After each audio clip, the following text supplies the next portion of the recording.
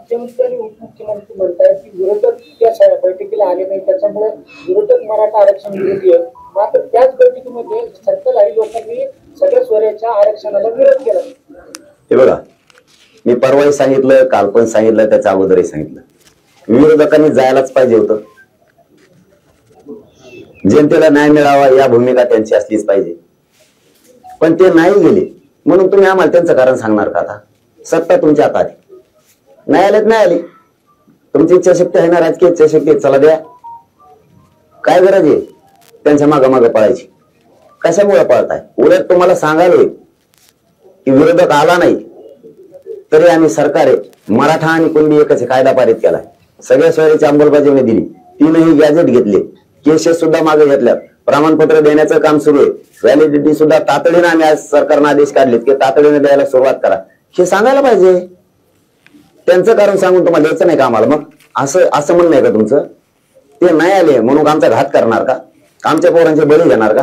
तुम्हाला थोडी पण लाज नाही वाटत का? सरकार म्हणून थोडी तरी लाज वाटत नाही का की लेकरांचे बळी चालले, माय मावल्या रस्त्यावरती येतात, लाखात यात, त्यांची तरी जाणीव ठेवा.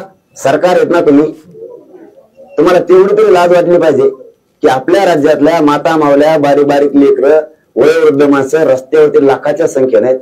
आपण सरकार आहेत, इतकं अपमान त्या जनतेचा करू नये. आपण लाखानं इतका त्रास त्या जनतेला आपण देतो, शेवटी आपण सरकार.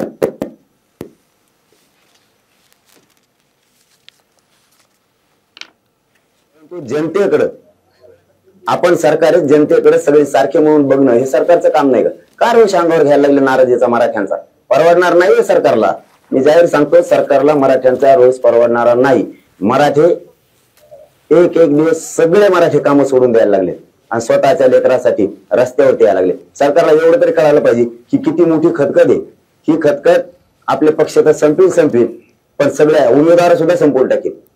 हे सरकारच्या का लक्षात येत नाही? मी आणखीनच सावध करतोय सरकारला, तुमच्या हातातून वेळ गेली नाही.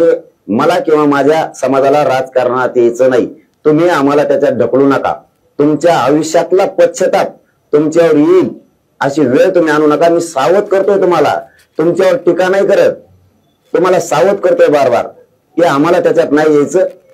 आम्हाला हक्काचं द्या. नाविलाजाने जर ढकललं तर तुमच्या असतील स्वप्न, आपण आणून निवडून आपण याला फोडू त्याला फोडू, 100% 288 पाडणार. पाटील, या ठिकाणी विरोधकांना फायदा होतोय तरी सुद्धा ते मीटिंगला जात नाहीत किंवा समाजाच्या बाजूने बोलताना दिसत नाहीत, असंही सरकारला वाटताना पाहायला मिळतं. मग कशी भूमिका आहे तुमची? ते बोलत नाही तर सरकार तरी कोणचं बोलत आहे?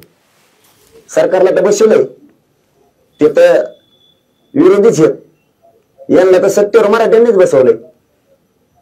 आताही मराठ्यांच्या आमदाराच्या मतावरच आमदार झालेत दुसरे सुद्धा. त्यांना काय भावातून मतदान नाही, आता झाले जेवढे झालेत ना आताचे आमदार, यांनाही मराठ्याच्याच आमदारांनी मतदान केले. मराठ्याच्या आमदारांनी ज्याला मतदान केलं त्या आमदाराचं जो आमदार झालाय त्याचं लक्ष असणार आहे. आणि लक्ष नसलं तर त्या आमदाराला पुढे उभं राहायचंय किंवा त्याच्या जीवाच्याला उभं राहायचंय. निवडून दिलंय आमच्याच आमदारानं, बाकीच्या सगळ्या काय 15-16 काय आलेत मला माहित नाही, त्यांना मतदान दिलंय. मग आमच्यावर अन्याय करायसाठी नाही दिलं. आमच्यावर अन्याय झाला की मतदान करणाऱ्याचा विषय संपला, आमदाराचा द्या. महाराष्ट्रातील सर्व बातम्यांचे विश्वासार्ह व्यासपीठ, सकाळच्या सर्व सोशल मीडिया प्लॅटफॉर्मला लाईक, फॉलो आणि सबस्क्राईब करा. तसंच सर्व नोटिफिकेशनसाठी बेल आयकॉन प्रेस करायला विसरू नका.